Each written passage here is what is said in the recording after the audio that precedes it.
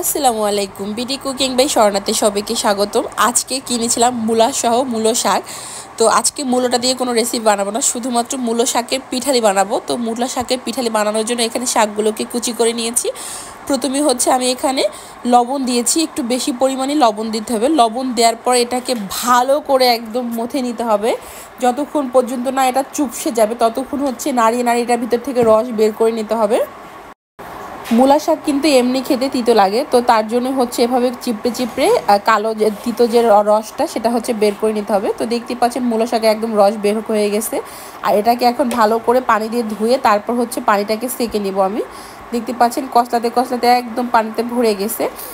আর এটা রান্না করব আজকে হচ্ছে আমি রুই মাছের মাথা দিয়ে। তো প্রথমে হচ্ছে তেল গরম করে রুই মাছের মাথাটাকে একদম কড়া করে ভেজে নেব। অবশ্যই মাছের মাথাটাকে যতটুকু সম্ভব আর কি ক্রিস্পি করে ভেজে নেবেন। আর এখানে হচ্ছে মূলা শাকটাকে ভালো করে ধুয়ে পরিষ্কার করে তারপর হচ্ছে পানিটা ছেঁকে নিয়েছি। অবশ্যই ভালো করে ধুবেন, না হলে কিন্তু লবণ লবণ লাগবে, কারণ আমি কিন্তু প্রচুর পরিমাণে লবণ দিয়েছি। আর মূলা শাকের পিঠালি ফোড়নের জন্য আমি এখানে নিয়েছি শুকনো লঙ্কা, তেজপাতা, আস্ত জিরা, আর সাথে দেবো কিছুটা আস্ত রসুন। আমি এভাবে করে থেতো করে নিচ্ছি। থেতো করে দিলে স্মেলটা ভালো আসে, আর রসুন দিলে তো শাক এমনি ভালো লাগে খেতে। তো আমি আজকে ফোড়নে হচ্ছে এই উপকরণগুলো দিয়ে হচ্ছে ফোড়নটা দেবো। আর এখানে হচ্ছে মাছটা ভাজা হয়ে গেছে, মাছটাকে আমি উল্টে নেব। উল্টে এপাশটা ভেজে এর ভিতরে হচ্ছে যে মূলো শাকগুলো ছিল সেই শাকগুলোকে দিয়ে দেবো। সবগুলো শাকই আমি একসাথে দিয়ে দেবো। শাকগুলো দেওয়ার পরে এর সাথেই হচ্ছে আমি কিছুটা পরিমাণে কাঁচা মরিচ, সামান্য পরিমাণে লবণ দিয়েছি। দেওয়ার পরে হচ্ছে হলুদের গুঁড়ো হাফ চামচের মতো, আর ধনিয়ার গুঁড়ো হচ্ছে হাফ চামচ দিয়ে কিছুটা পরিমাণে পানি দিয়ে এটাকে ঢাকনা দিয়ে ভালো করে সিদ্ধ করে নিতে হবে।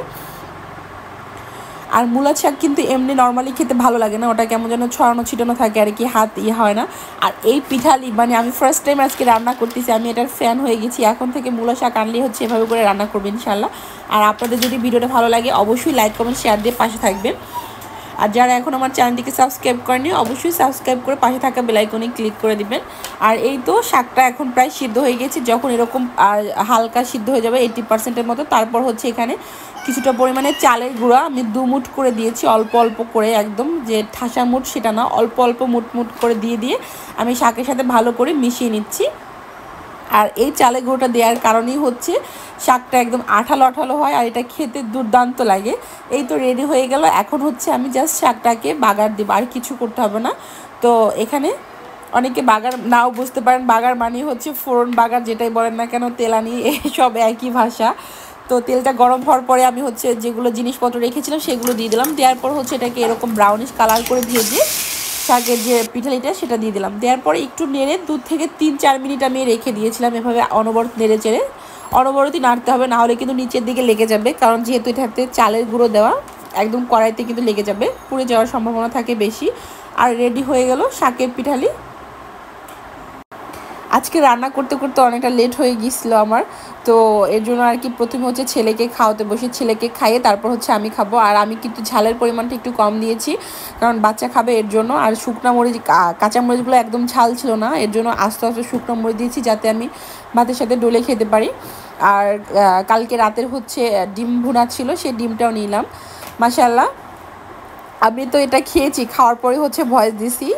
অনেক বেশি মজা ছিল। চাইলে আপনারা বাসায় একবার হলো ট্রাই করতে পারেন। এখন তো কচি কচি একদম মূলো শাক পাওয়া যায়, একবার হলো এরকম করে রান্না করে ট্রাই করতে পারেন, অল্প করে পরিমাণে। আমি আজকে নিয়েছিলাম 2 আঁটি শাক নিয়েছি। মাশাআল্লাহ, অনেক বেশি ভালো ছিল।